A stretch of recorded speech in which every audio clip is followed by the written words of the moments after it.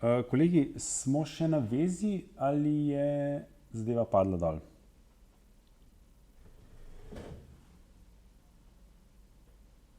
Smo nazaj, ok. Nekaj se je zgodilo.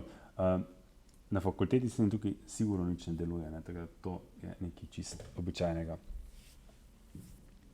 Sej zamudili niste prav nič, edino kar je, čakal sem na odgovor na vprašanje, kakšen je čas T. Vem pa ne, kdaj točno je padlo tole dol. Tako da jaz upam, da ste videli, ne? Tebaj iščemo torej tole zadevo.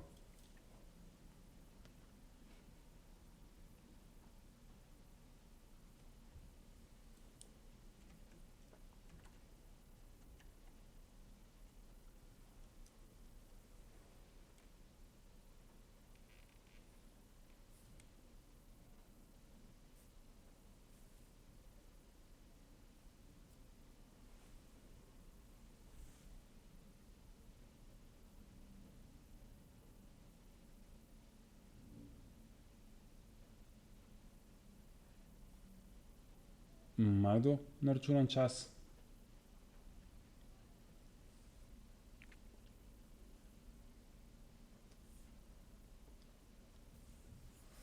Recimo en čas je 2,04 milisekunde, pravite. Ok. Ob tem trenutku bo napetost na tuljavi enaka nič. In zdaj stavite ta čas tukajle noter in boste dobili napetost na oporu.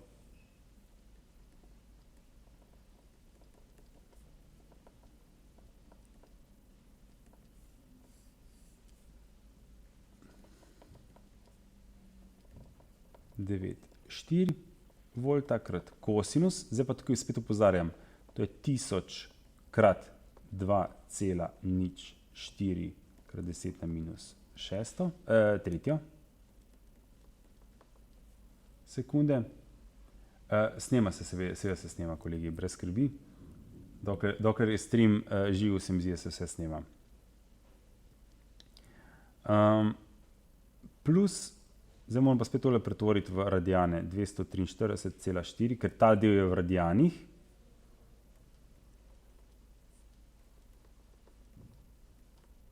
Takole.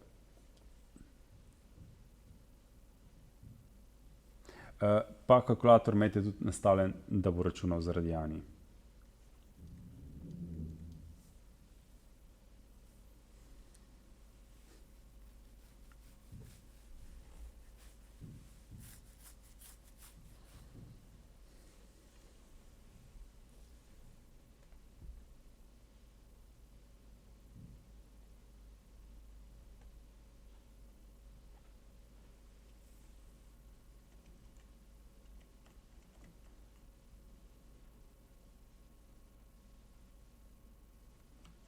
Osem cela devet pravite?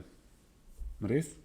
Se je možno. 26,6.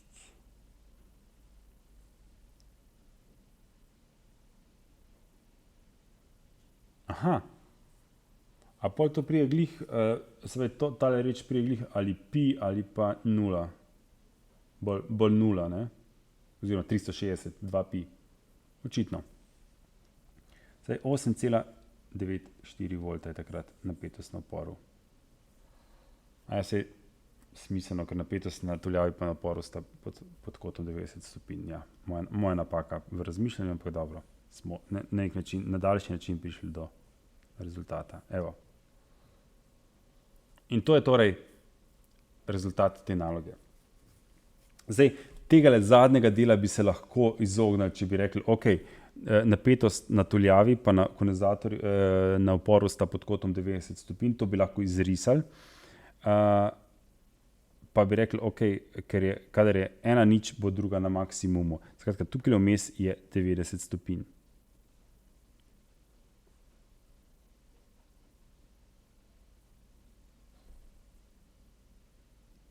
Ok, se pravi, tole je naš odgovor, se pravi, napetost na oporu bo takrat 8,94 volta ali pa mogoče tudi minus 8,94 volta, odvisno od tega, kjer del polperiode gledamo. Mi smo pač našli tole rešitev. Tako, vrnil se bom samo za trenutek nazaj. Naloga je torej zahtevala, da izračunamo napetost na oporu, ko je napetost na tuljavi enaka nič. Lahko bi rešili zadevo z prehodnimi pojavi, ampak da se nismo toliko matrali z reševanjem diferencialne enačbe, smo rekli, dajmo iti najprej v kompleksni prostor, smo imeli tole pretvorbo. V kompleksnem prostoru izračunali in tok in napetosti na obeh elementih in potem šli nazaj v časovni prostor, ko smo zadevo zaključili in s tukaj ven dobili potem podatke, kdaj se zgodi to, da bo napetost na tuljavi enaka nič in potem kakšna je upornost. Kakšna je napetost na oporu. Ja.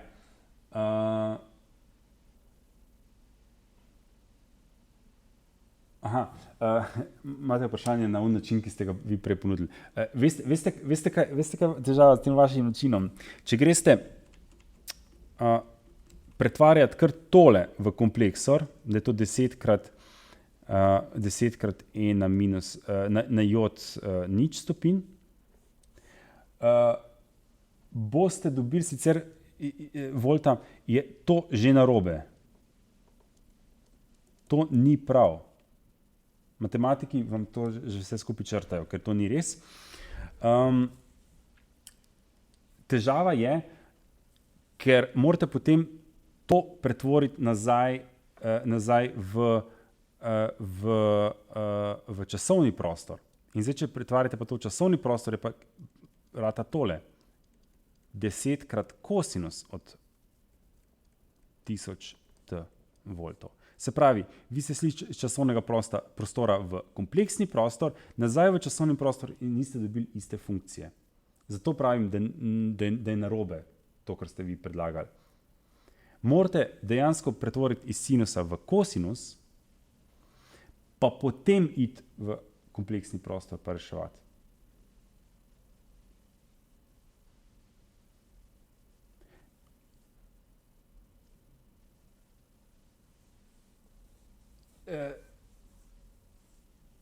To, kar znate, je čist dober. Samo res, dajte prosim se tega držati, da delate matematično korektno. Okay. Boste pa tak tekom vaj videli, da mogoče da vaš star način tudi funkcionira, boste majčkeno previdni samo, kar se tiče same kotnih funkcij. Ne? Tukaj lahko nastane težava.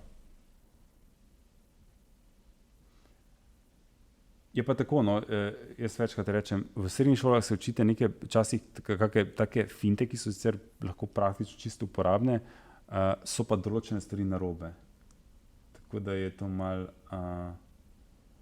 mal včasih celo boljše, da ne poznate tega iz srednje šole, pa se na novo morate zdaj naučiti. Takšno je moje mnenje, no.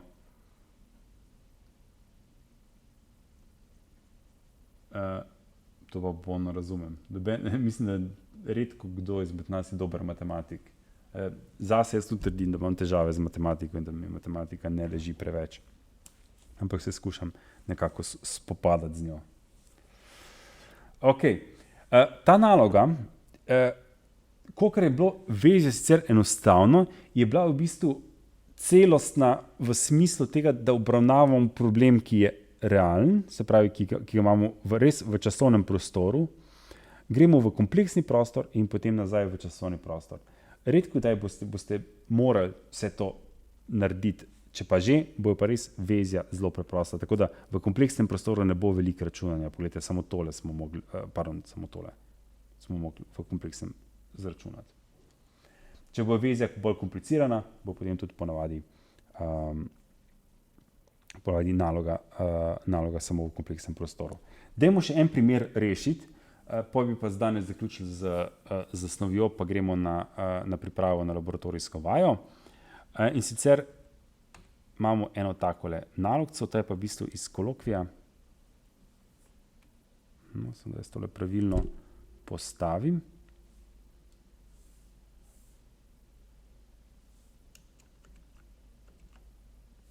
Ne bo šlo.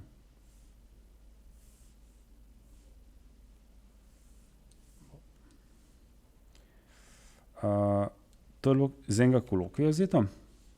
In sicer imamo eno vezje, ki pa vidite, da je zdaj že malo bolj komplicirano zgleda.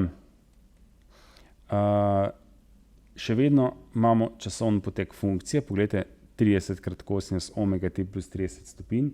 K sreči je že zapisano za kosinusno funkcijo, tako da bo zadeva funkcionirala. Določiti moramo pa tok I. Tako da spet moj predlog bo, dajmo iti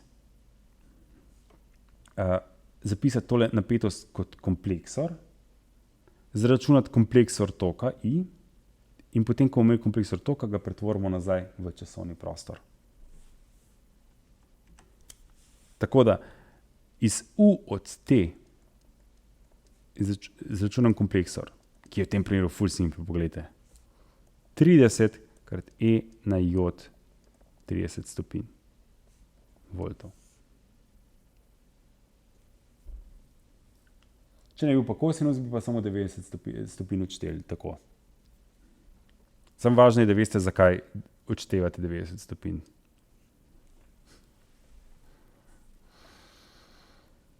Ok, to imamo, zdaj pa rešujemo vezje. Zdaj pa to vezje bi jaz mogoče malo drugače označil, ker ko smo v kompleksnem prostoru, bi namesto RLC oznak raje uporabo njihove impedance.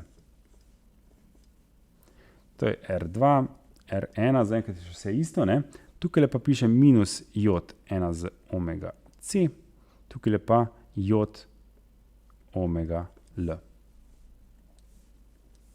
Tukaj imam torej tale naš napetostni vir, ponavadi ga označim kar s plus minus, čeprav je izmeničen, ker zdaj imamo pač kompleksor U, računam pa tale tok I. In kaj je U deljeno z I? Ravno nadomestna impedanca celega vezja. Tako da, če bom poznal impedanco celega vezja, tegale, ki ga imam tukaj na novo narisanega, bom lahko tok izračunal kot napetost U deljeno z impedanco Z, nadomestno impedanco Z. In gremo računati nadomestno impedanco te strukture. To pa jaz mislim, da nam ne bo nekih problemov predstavljalo. Bo pa kar nekaj pisanja z moje strani, zato ker pač spet nimam kalkulatorja, ki zna računati s kompleksnimi števili. Če imate ta kalkulator, bo zadeva dosti enostavnejša. Evo, pa začnem pisati to impedanco Z. Najprej moram sešteti ta dva. Upor, tuljava. In potem sporedno s tem drugim uporom, potem pa vse to skupaj še zaporedno z kondenzatorjem. Tako da tale impedanca je R1 plus J omega L sporedno z R2. Tako da to pomeni R1 plus J omega L krat R2 deljeno z R1 plus J omega L plus R2. To sem zdaj uporabil vedenje, ne? Če imam zaporedno vezavo dveh impedanc, Z1 in Z2, je skupna impedanca Z enaka Z1 krat Z2 deljeno z Z1 plus Z2.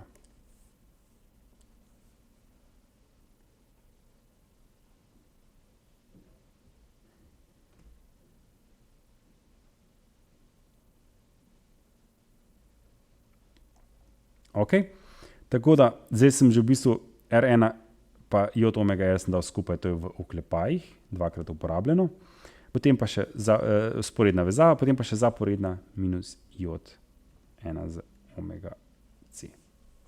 To je moj Z. Če imate kalkulator, ki zna delati z kompleksnimi števili, vstavite tu noter številke in dobite ven Z. Jaz tega nimam, tako da moram tole racionalizirati in sešteti s tem. Tako da grem kar izvajati. R1 plus, potem kar zmnožil zgoraj, R1 R2 plus J omega L R2, spodaj imam pa R1 plus R2 plus j omega L minus j 1 z omega C. Da ne bo prehiter, sem naredil en tale vmesni korak. Zdaj pa racionalizacija res bo potekla. Torej R1, R2 plus j omega L R2 pomnožim z R1 plus R2 minus j omega L. Spodaj imam pa R1 plus R2 na kvadrat plus omega L na kvadrat. To pa lahko zaenkrat še pustim na miru. Minus 1 z j omega C. Zgoraj zmnožim vse, kar lahko zmnožim. Torej, s tem, da bi mogoče edino tole bi pustil skupaj R1 plus R2. Se mi zdi, da je lepo, ker je realni del. Nimam težav. Torej, R1 krat R2 krat R1 plus R2. Tole je krat. Ne bodo mislili, kako deljenje ali pa kaj. To sem zdaj zmnožil realna dela. Pa imam minus j omega L R1 R2. To sem ta dva zmnožil. Zdaj pa tega plus j omega L R2 R1 plus R2. To sta ta dva. Pa ta. Imam j pa j mi da minus, pa še en minus je plus. J L na kvadrat krat R2 deljeno z R1 plus R2 na kvadrat plus omega L na kvadrat minus j 1 z omega C. Zdaj pa realni pa imaginarni del posebej izpišem. Realni del bom označil z rdečo, se pravi, tole je realno, pa deljeno s tem, ne, seveda, pa tole je realno. Skratka, R1, R2, R1 plus R2 deljeno z R1 plus R2 na kvadrat plus omega L na kvadrat. To je realni del moje impedance nadomestne.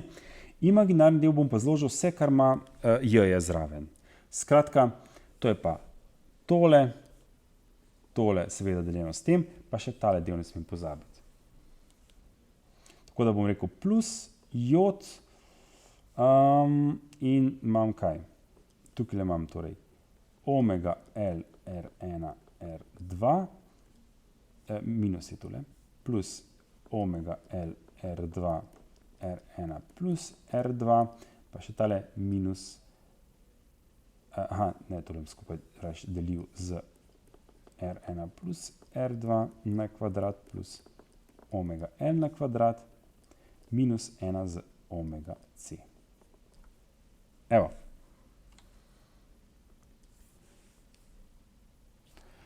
Sem pozabil omega L pri realnem delu.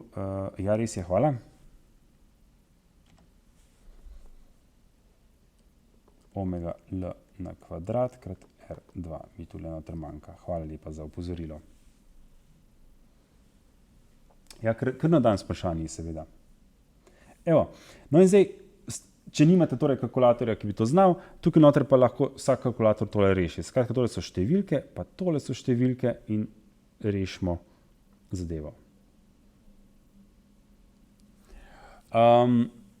Ne branim se. Izjemoma, jaz nikoli ne maram številk vstavljati noter v enačbe, dokler ne pridem do konca. Eno izjemo imam, in sicer so to kompleksna števila in pa tele enačbe. Tukaj pa pejte čim prej noter s ciframi. Ker ne boste imeli toliko pisanja, stvari bojo dost manj pisanja bo v takem primeru. Tako da, hvala, da ste zdaj prišli s to idejo na dan. Torej, edino tukaj nimam problemov jaz, da gremo čim prej s številkami noter. Drugače pa še enkrat, zakaj tole se izvajamo, da vidite, kako zadeve funkcionirajo. Če imate torej kalkulator, ki zna delati s kompleksnimi števili, morate zapisati samo tole. In ste nalogo praktično rešili. Tole ni potrebno, ker vam to kalkulator naredi. Kalkulator vam splune potem ven samo dve številke.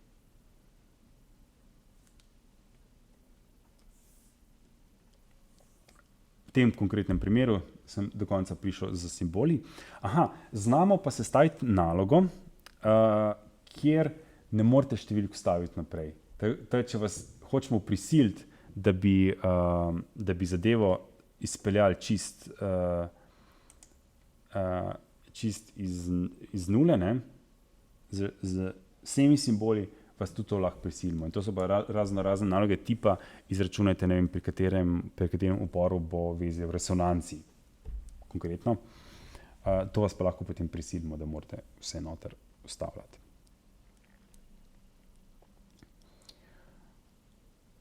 Ok. Kaj, dam številke noter ali ste zadovoljni že s tako rešitvijo za Z? Niste verjetno, ne? Torej, potreboval bom podatek, koliko je omega krat L, pa rabil bom podatek, koliko je 1 deljeno z omega krat C. To je torej XL, to je torej XC. Že s tem, ko bi omega L pa omega C zamenjal z XL iz XC, bi zadeva bila lahko dosti lepša.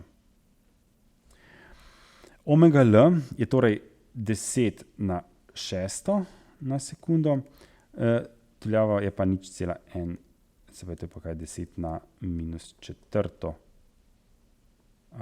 Henrija, tako da to je v bistvu 100 ohmov.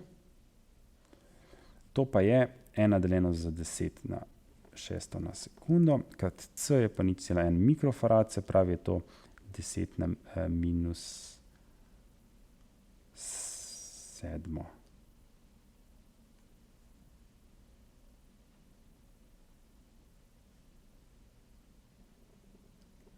Deset ohmov.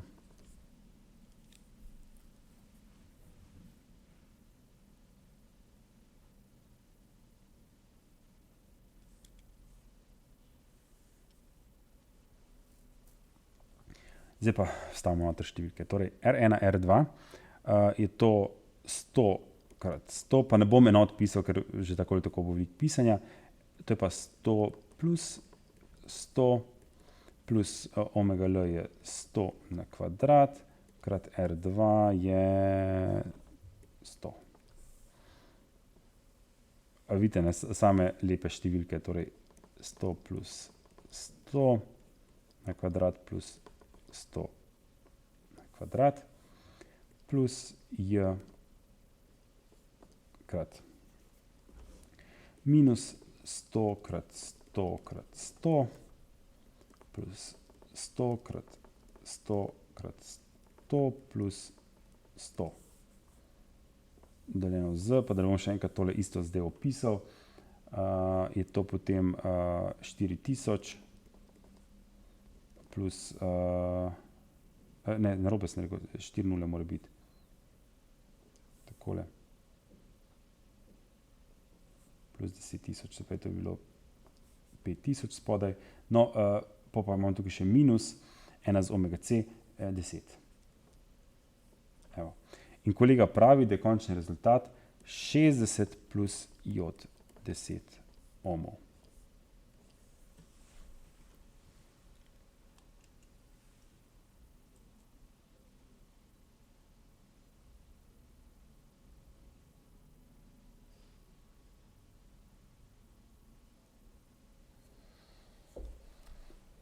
Evo, pa smo to zadevo izračunali. Torej, imam impedanco celega vezja in zdaj lahko izračunam tok kot U deljeno z impedanco Z. No, in ker imam impedanco spet v tej obliki, napetost imam podano v tej obliki, bom moral zdaj se z eno stvar odločiti. Ali vse zapišem v polarni obliki, tako kot je napetost, ali pa mi bolj ustreza ta zapis, ki je spodaj. In kadarkoli delite ali pomnožite, je boljše, če imate v tej obliki, kot je zgornja. Tako da bom tudi spodaj impedanco poskusil zapisati še v polarni obliki. Se pravi 60 na kvadrat plus 10 na kvadrat pod korenom. Čist prav je, ste lahko kar 100% sigurni, da je zadeva prav. Arcus tangens 10 deljeno z 60. Evo. ohmov seveda. V tej obliki nam bo zadevo dosti lažje tukaj potem zračunati. Razen seveda, če imate spet kalkulatorje, pa vam je pa vseeno, ker tole stavite noter, pa vam kalkulator sam to naredi. Jaz bi prosil torej za tale izračun, koliko je velikost, pa koliko je kot. Potem pa bomo izračunali še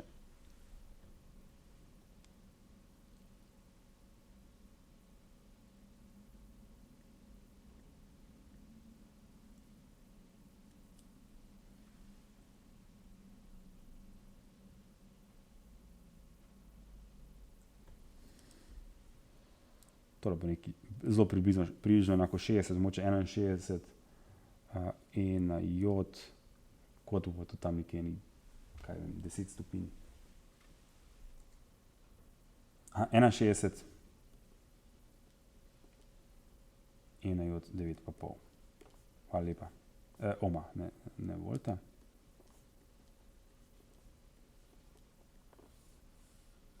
Takole. Super, hvala. Tako da v bistvu to je potem 61 krat 1 jod 9,5 ohma. Zdaj pa tukaj tako ali tako malo stvari spet pokrajšal. Poglejte, 30 deljeno za 60 je to približno 0,5. A vidite? Krat na jod, tu se pa odštejejo koti, ker imate spodaj na jod 9,5, isto kot če bi imel zgoraj na minus jod 9,5. Je to v bistvu potem približno na jod 20 ampera. In smo zapisali tok.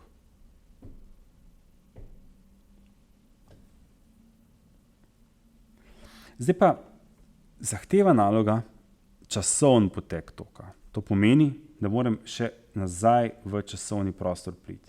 In spet to pretvorbo naredim preko kosinusne funkcije. Amplituda toka je 0,5 ampera krat kosinus od omega t plus 20 stopinj ampera. To je pa naš tok. In imamo nalogo rešeno.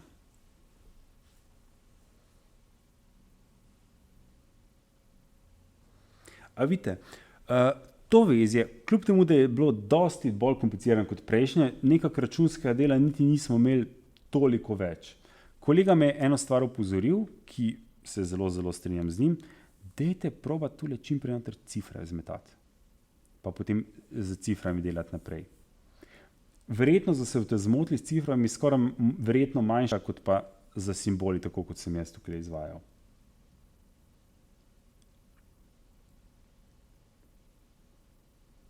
In jaz sem se sicer tukaj tudi zmotil, če me bi kolega opozoril, da mi manjka tale člen, bi seveda dobili realni del upornosti, impedance napačen. Kdaj ne delate z številkami?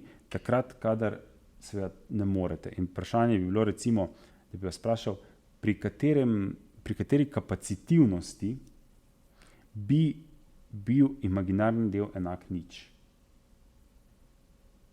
Takrat vam pa tole popolnoma nič ne koristi, tudi kalkulatorji ne, in morate izvesti vse tole, da pridete do tegale zapisa. In šele, ko imate ta zapis, lahko številkami operirate. To je bil recimo edini primer, kako vas lahko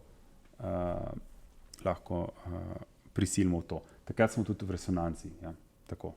Hvala za komentar. Na tem mestu bi jaz mogoče danes zaključil, ker naslednjič nas čakajo potem še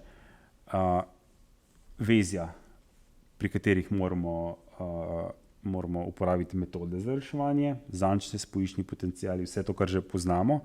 Nič ne bo drugače, samo da smo v kompleksnih številih.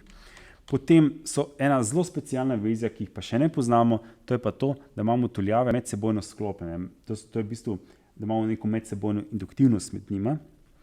Takrat moramo se posluževati nekih posebnih tehnik, no in to so v bistvu še ene take zadeve, ki jih moramo obravnavati, to je še potem ena taka naloga.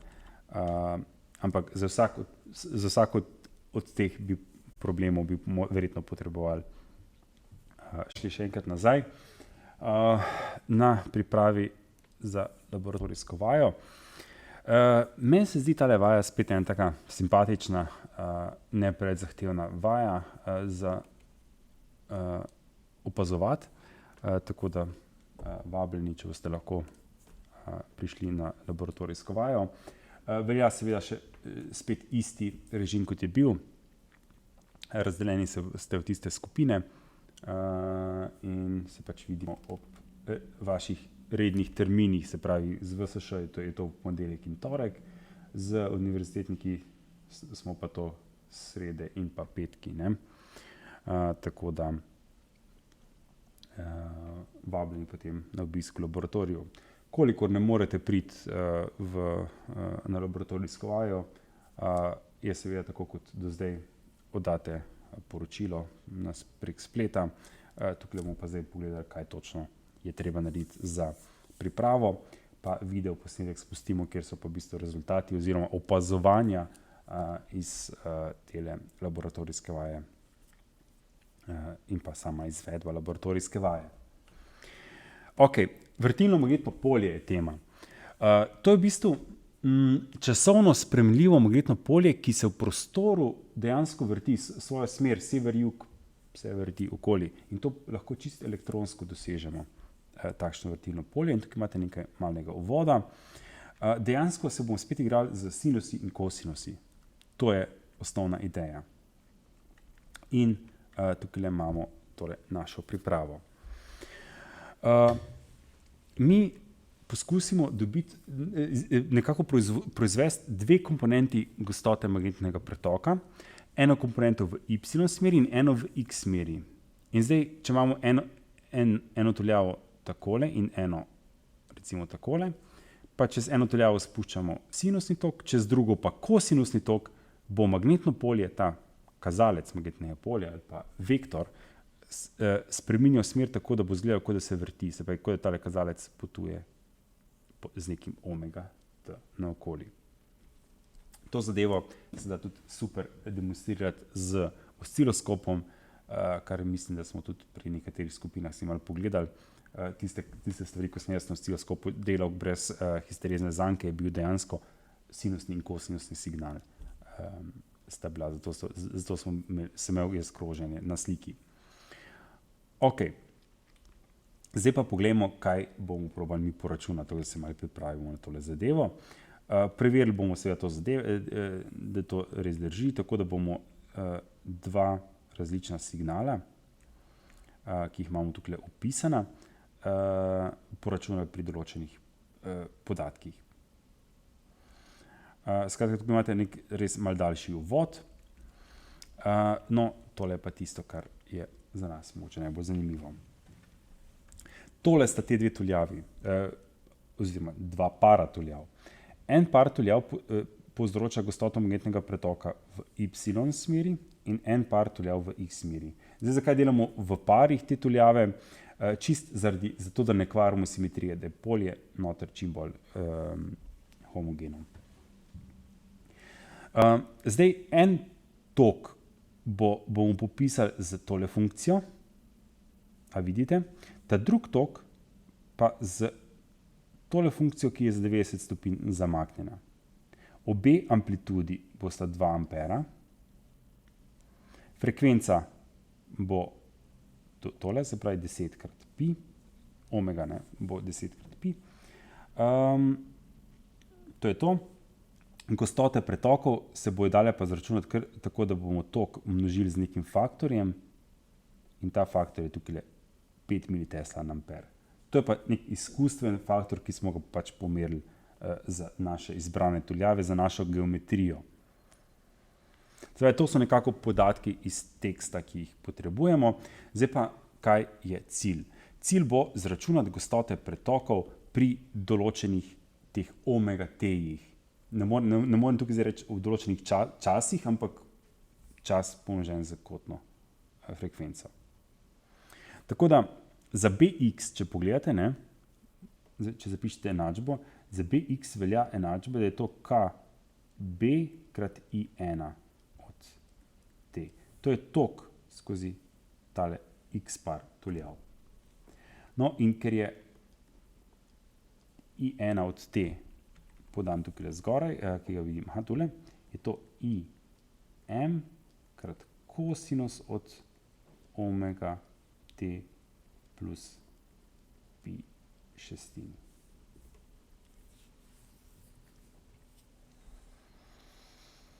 In tukaj imam zdaj vse podatke, ne? Se pravi, IM je 2 ampera, KB je 5 militesla na amper, 5 mt na amper, tako da bom dobil v militeslih gostoto pretoka. Omega je 10 krat pi. Imejte pa obvezno kalkulator v radianih nastavljen, se pravi kalkulator v radianih. To je pa obvezno. In zdaj vstavljate noter, omega t imamo že tako, se upravičujem, omega t vstavljamo noter tako te vrednosti. Ne pisati 10 pi krat ta številka, ampak kar omega t vstavljate tukaj noter. Takole. Najprej date tukaj noter 0, pa zračunate tole številko, pa poračunate za bx, no za by pa nekaj podobnega, je pa spet kb krat i2 od t, kjer je pa samo funkcija i2 malo drugačna, nič posebnega. im krat kosinus od omega t. Zelo pomembno je, da sta te dve kotni funkciji, oziroma ta dva vira, da imate enako frekvenco. Ker če se pa frekvenci ne ujameta, dobimo pa nekaj tako imenovane Lissajusove krivulje. Ne dobite lepih krožnic ali pa elips ali karkoli že, ampak dobite neke druge krivulje. Evo, takole. In s tem tudi, to je tudi 5 militesla na amper in to je tudi 2 ampera. In naračunate te vrednosti. Jaz mislim, da to bi skoraj moralo iti. Ko boste imeli te vrednosti naračunane, jih narišite v spodnji diagram. Zdaj, jaz bom kar malo golfal tukaj pri tele zadevi, oziroma najprej tale diagram. To je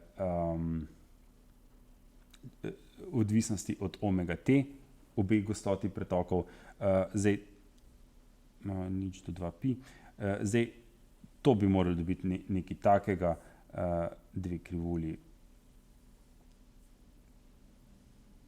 verjetno zamaknjeni malo sem pa tja, ampak to je dejansko res časovni potek. Vi imate pač pikice pri določenih časovnih trenutkih, ki jih lahko potem povežete med sabo, ne. To bo šlo. Bolj zanimivo mi bo ta naslednji diagram.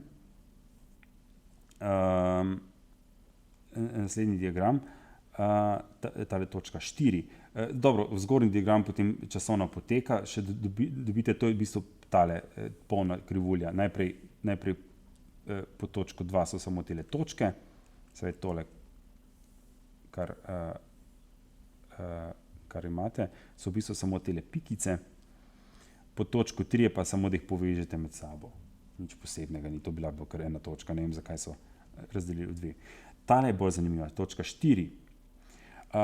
Tele vektore gostote magnetnega pretoka bomo poskusili narisati zdaj v XY načinu.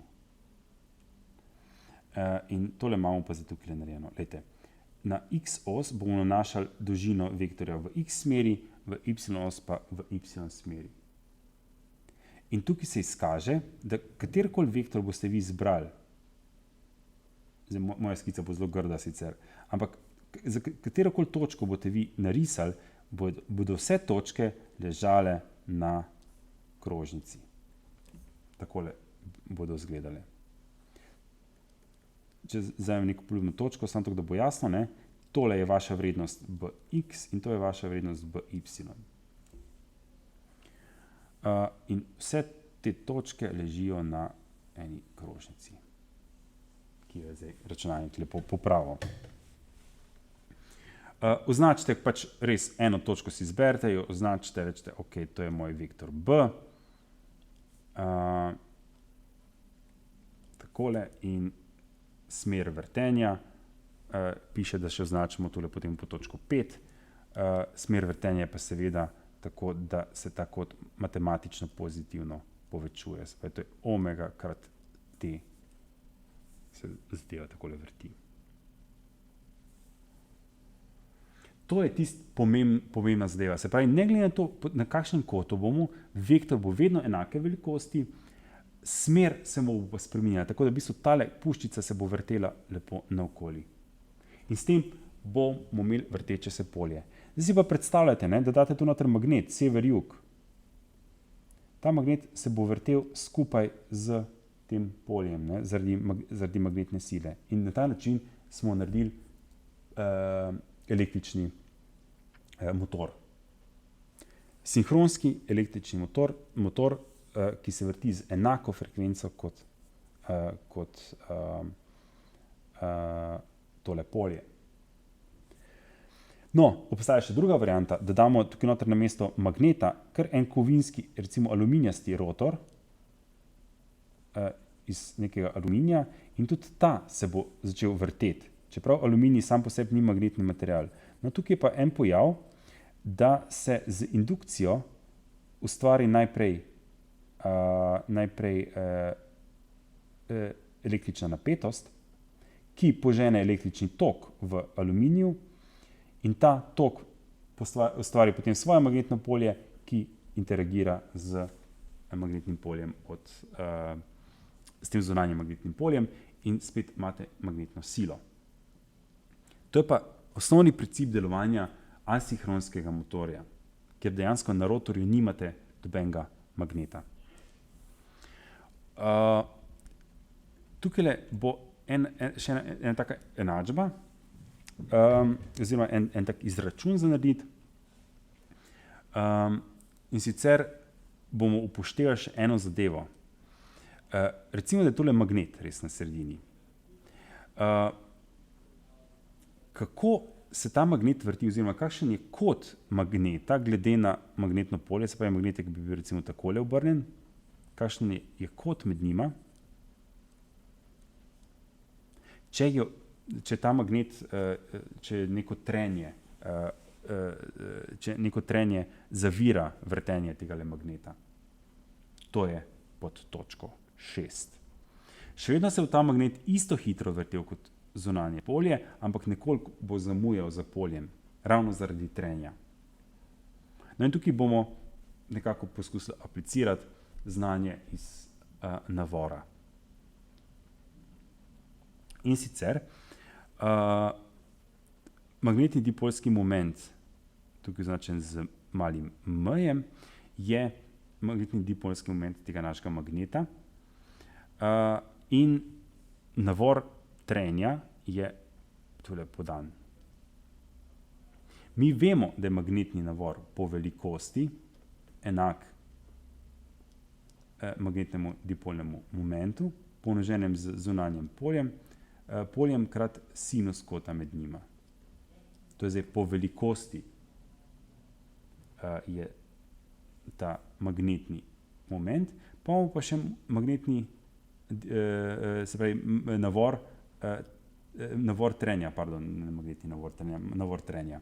In takrat, ko ta dva navora enaka po velikosti, bomo imeli tisto stacionarno stanje, nek konstantni kot med magnetnim poljem in pa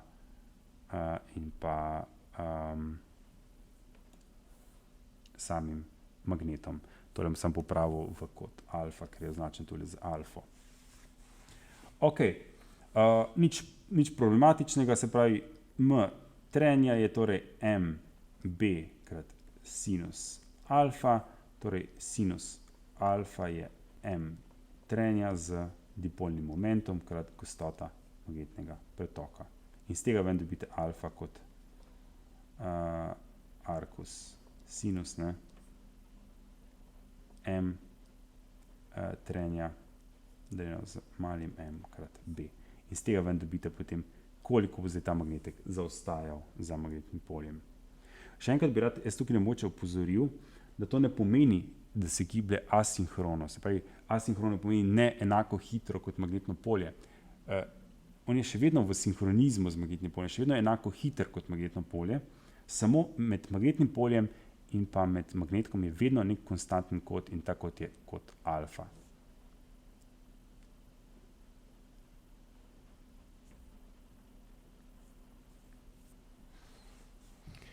Ok, zadnja takšna zadeva pa je, kako bi izgledala pa tirnica, če bi malo mi spremenili določene parametre. In sicer tokova smo spremenili. I1 je zdaj 1,6 krat sinus in I2 je 2 krat sinus tega. Kar je tukaj pomembno je, da se razlikujeta še vedno da imata enaki tele fazi. To bo taka zanimiva zadeva, se pravi, zdaj sta oba signala v fazi, res pa je, da imata različni amplitudi, to pa boste tudi malo pozorni, se pravi, tele amplitudi sta pa različni. Zdaj, kaj pričakujete, če sta signala v fazi in imata enaki amplitudi? Kakšna bi bila naša skica gostote magnetnega pretoka Bx pa By, če bi jo narisal takole? V XY načinu, ne gledam zdaj časovnega poteka. Če sta za 90 stopinj zamaknjena, dobim kroženje, dobim krožnico. Kaj pa, če je fazni kot enak, se pravi, da je med njima faza nič, da ni faznega kota? Kaj menite?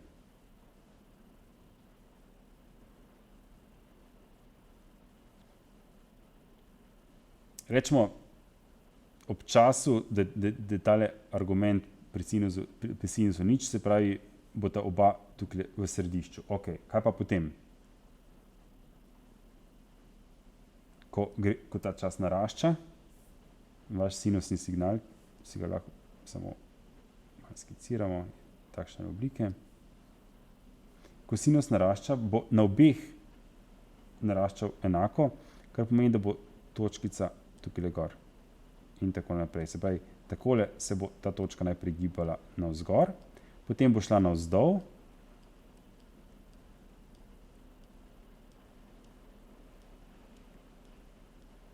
in potem spet navzgor in spet navzdol, tako da v bistvu dobite premico takole po strani.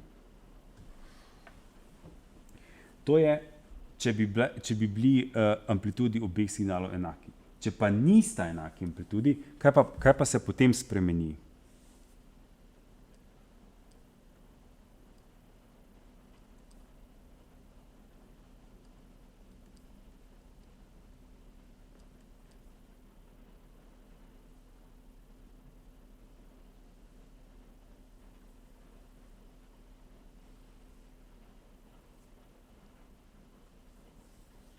I1 nam podaja x smer, točno tako, naklon se spremeni. I1 nam definira x smer, I2 pa y. In ker je I2 v tem primeru večji kot I1, bo I1, v B se dosti manj spremenjal kot v BY. Tako da dejansko dobimo skico nekako takole. Skozi nulo gre seveda, ne?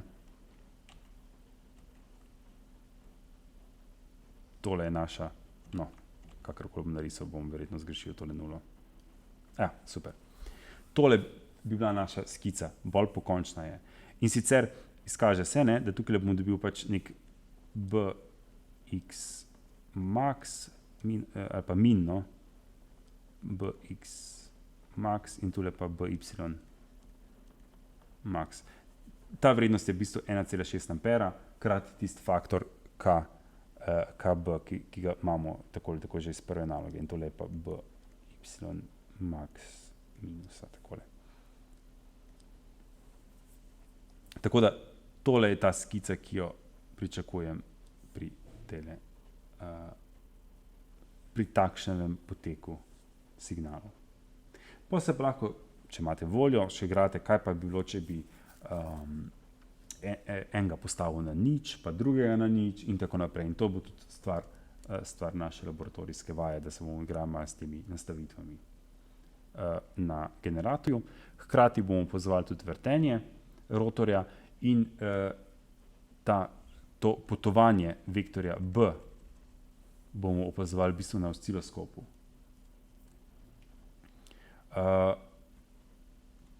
To je ta mesto, kamor to skico narišete, ko smo zdaj na koncu debatirali. Mesto za izračun, ne rabite toliko prostora, ker nimate kaj dosti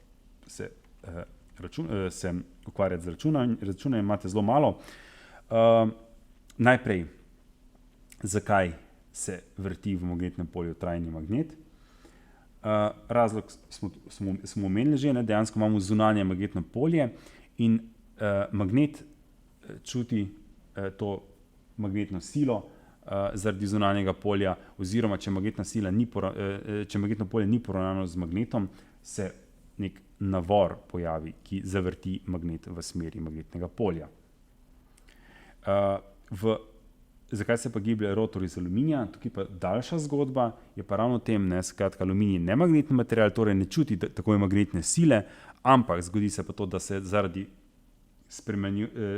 časovno spremenjajočega se magnetnega polja se inducirajo tokovi v aluminiju in ti tokovi ustvarjajo svoje magnetno polje.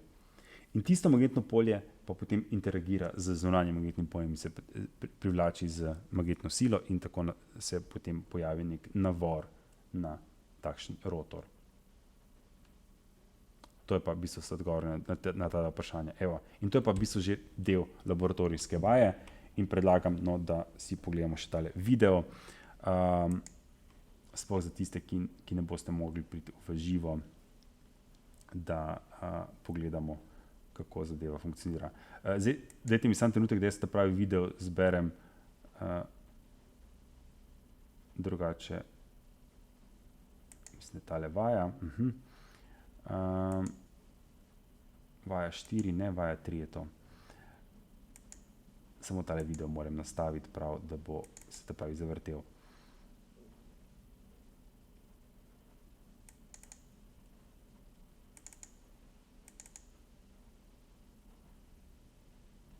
Laboratorijska vaja, tretja vaja. Aha, ne, čakajte, ne zna. Ne zna mi predvajati tega.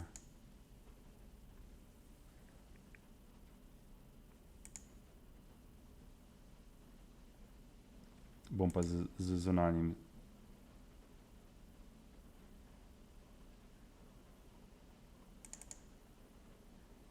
Takole. Laboratorijske vaje, tretja vaja.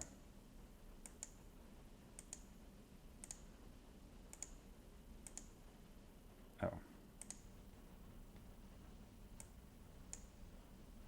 Vrtilno magnetno polje. Jaz mislim, da že funkcionira tole. Pri poizkusu opazujemo vrtilno magnetno polje, ki ga generirata med seboj pravokotna para naviti, v katerih tečeta fazno zamaknjena toka. V vrtilnem magnetnem polju opazujemo še gibanje rotorja s trajnim magnetom ter aluminijastega rotorja, ki seveda nima izraženih magnetnih polov. Vezje, sestavljeno iz 4 enakih tuljav, ima po 2 tuljavi vezani zaporedno in nameščeni na skupno jedro. Tuljave so razmeščene v krake križa, tako da sta osi parov zaporedno vezanih tuljav med seboj pravokotni. Če sta para tuljav vzbujana s harmoničnima tokoma enakih amplitud ter fazne razlike 90 stopinj, sta tudi njuni magnetni polji v središču križa približno enakih amplitud ter med seboj fazno in prostorsko premaknjeni za 90 stopinj. Vektorska vsota teh harmoničnih polj v središču je polje konstantne velikosti, ki rotira s kotno hitrostjo enako krožni frekvenci vzbujalnih tokov. Konica vektorja gostote magnetnega pretoka tega polja opisuje krožnico in zato takšnemu polju pravimo krožno polarizirano vrtilno magnetno polje. Če vzbujalna toka nista enakih amplitud ali nista fazno zamaknjena ravno za 90 stopinj, potem konica vektorja gostote v središču opisuje elipso, čemur pravimo eliptično polarizirano vrtilno magnetno polje. Pri faznem zamiku ravno 0 ali 180 stopinj konica vektorja drsi po daljici in polje ni več vrtilno, pravimo pa, da je linearno polarizirano. Za realizacijo splošnega vrtilnega polja para tuljav priključimo na fazni generator dveh harmoničnih napetosti, pri katerem lahko nastavimo fazni zamik med njima ter njuni amplitudi. Na upora, ki sta zaporedno vezana paroma tuljav, priključimo dva kanala osciloskopa, kar omogoča opazovanje toka v obeh parih navitij. Amplitudi napetosti faznega generatorja nastavimo na tolikšno vrednost, da magnetno polje toka v tuljavah povzroča zaznaven navor na rotor.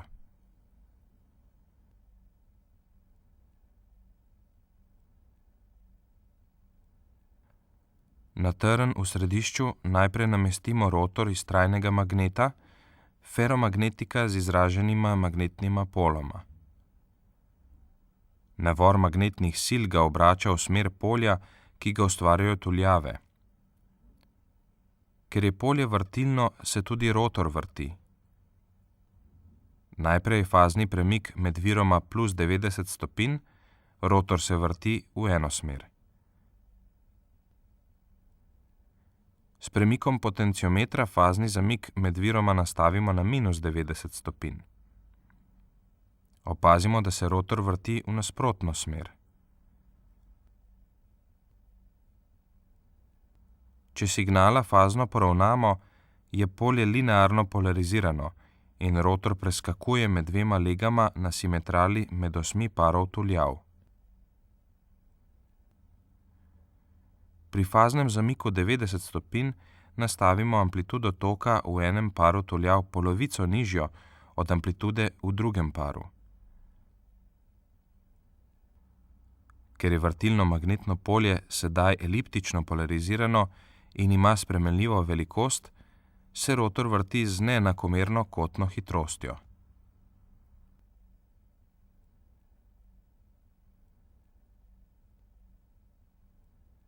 V nadaljevanju preverimo še, kako frekvenca vzbujalnih tokov vpliva na gibanje rotorja. Postopoma zvišujemo frekvenco od nekaj hercev do nekaj 10 hercev. Magnetno polje se vrti z enako frekvenco, kot je frekvenca vzbujalnih tokov, rotor pa brez zaostajanja sledi magnetnemu polju, če je le navor nanj dovolj velik, da premaga trenje. Pri veliki frekvenci oziroma hitrosti je tudi trenje veliko, tako da se rotor ustavi in na mestu rahlo vibrira.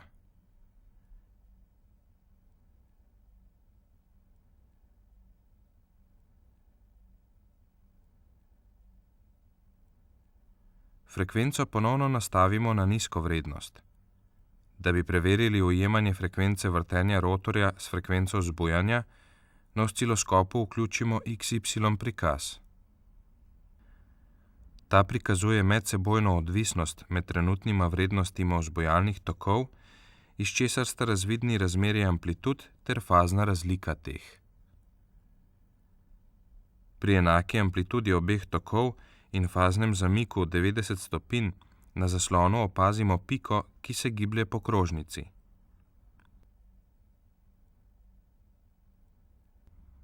Pri spremembi predznaka faze se pika giblje po krožnici v drugo smer.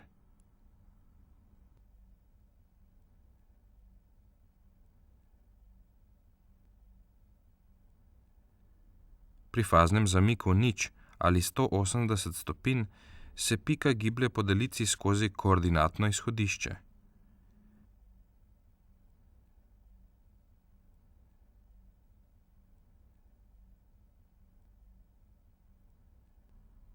Pri različnih amplitudah tokov se pika giblje po elipsi.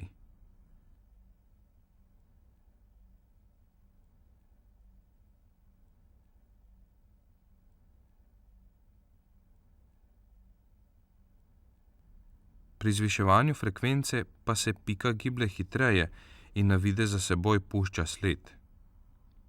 Pri tem opazimo, da rotor sinhrono sledi vrtenju pike na zaslonu, torej frekvenci vzbujanja.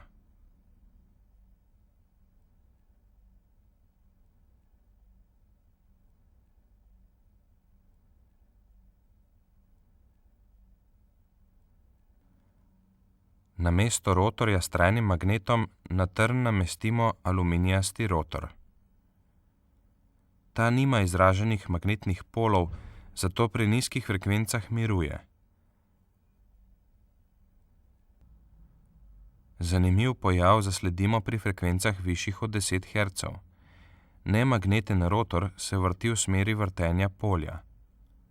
Pri višjih frekvencah se v rotorju iz prevodnega materiala v časovno spremenljivem magnetnem polju inducirajo vrtinčni toki, ki v interakciji z zunanjim vrtilnim poljem povzročajo navor in vrtenje rotorja. Ker ima prevoden rotor zelo nizko upornost za inducirane vrtinčne toke, se imenuje tudi kratkostični rotor. Aluminijast rotor se vrti počasneje in ne enako hitro kot vrtilno polje, saj drugače to polje zanj ne bi bilo časovno spremenljivo in ne bi prišlo do induciranja vrtinčnih tokov. Zato pravimo, da se vrti asinhrono. Ko spremenimo predznak faznega zamika med vzbujalnima tokoma tuljav tako, da prehitevajoči in zaostajajoči tok zamenjata vlogi, se magnetno polje začne vrteti v drugo smer in s tem zavirati rotor, ki se začne počasi ustavljati. Ko se ustavi, ga magnetno polje zavrti v nasprotno smer. Za razliko od rotorja s trajnim magnetom, aluminijasti rotor torej ne sledi hipno spremembam vrtenja magnetnega polja.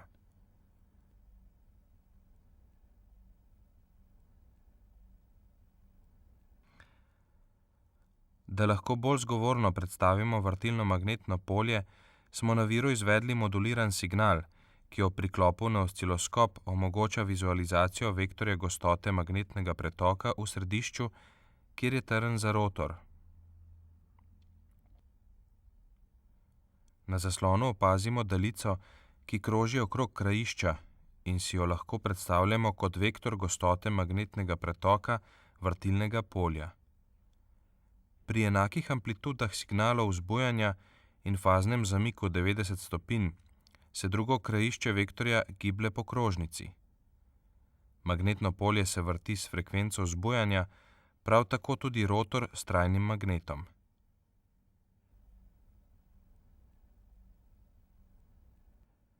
Na koncu še s teslametrom izmerimo časovno odvisnost projekcij magnetnega polja na 8 različnih smeri v središču med tuljavami ter v izbranih 8 točkah v okolici središča.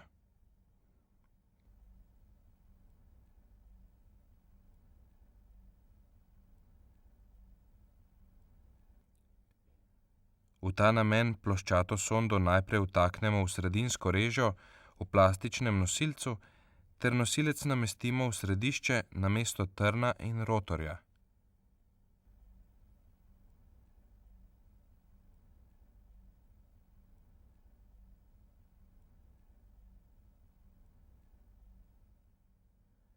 Nosilec obračamo in s tem sondo v središču obrnemo v 8 želenih smeri, kar omogoča merjenje 8 različnih projekcij magnetnega polja v središču.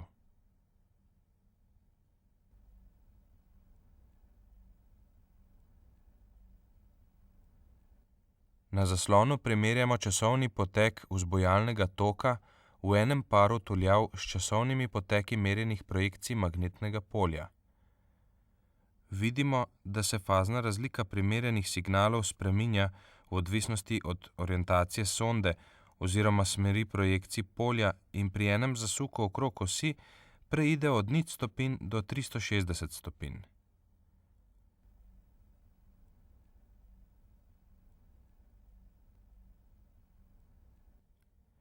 Nič oziroma 180 stopinj je takrat, ko je smer projekcije vzporedna s parom tuljav, ki mu opazujemo potek toka.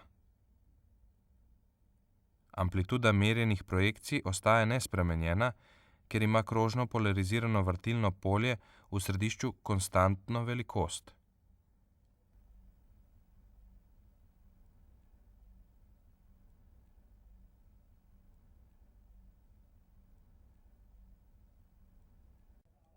Ploščato sondo sedaj vtaknemo v režo ob robu plastičnega nosilca ter nosilec namestimo v središče.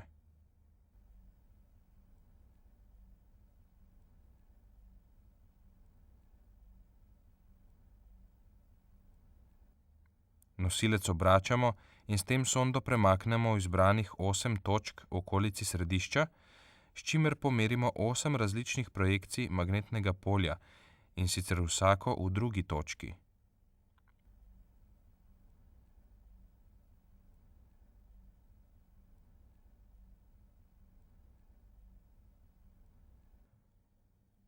Na zaslonu zopet primerjamo časovni potek vzbojalnega toka v enem paru tuljav s časovnimi poteki merjenih projekcij magnetnega polja v točkah okrog središča. Fazna razlika primerjanih signalov se spet spreminja v odvisnosti od orientacije sonde in pri enem zasuku okrog osi preide od 0 stopinj do 360 stopinj. Amplituda merjenih projekcij se tokrat s položajem sonde spreminja, ker je velikost polja odvisna od oddaljenosti do posameznih tuljav.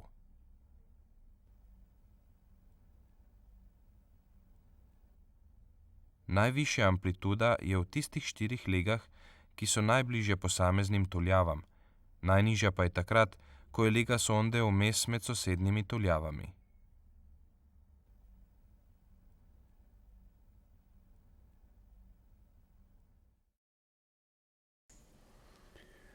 Tako, to je bil hiter pogled na izvedbo laboratorijske vaje.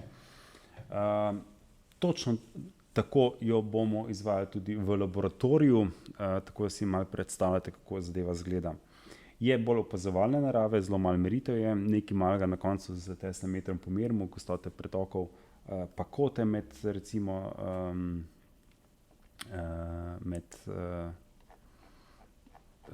oziroma fazni kot med poljem in pa sondo, ne. Je pa ogromno prerisovanja z osciloskopa, se pravi slike iz osciloskopa, torej če je možno, da imate USB ključ, ki vam ga osciloskop sprejme, da kar te slike dol iz osciloskopa zajamete na ključek. Če pa ne, pač prerišete približno skico. To je pač to, kar je pri tej vaji. Zdaj, osciloskope ste že spoznali prejšnji teden, tisti, ki ste bili prejšnjič na prejšnji laboratorijski vaji, tako da z tem ne bi smeli imeti večjih težav, bo pa zato zdaj mogoče bolj zanimivo tisto opazovanje samih signalov.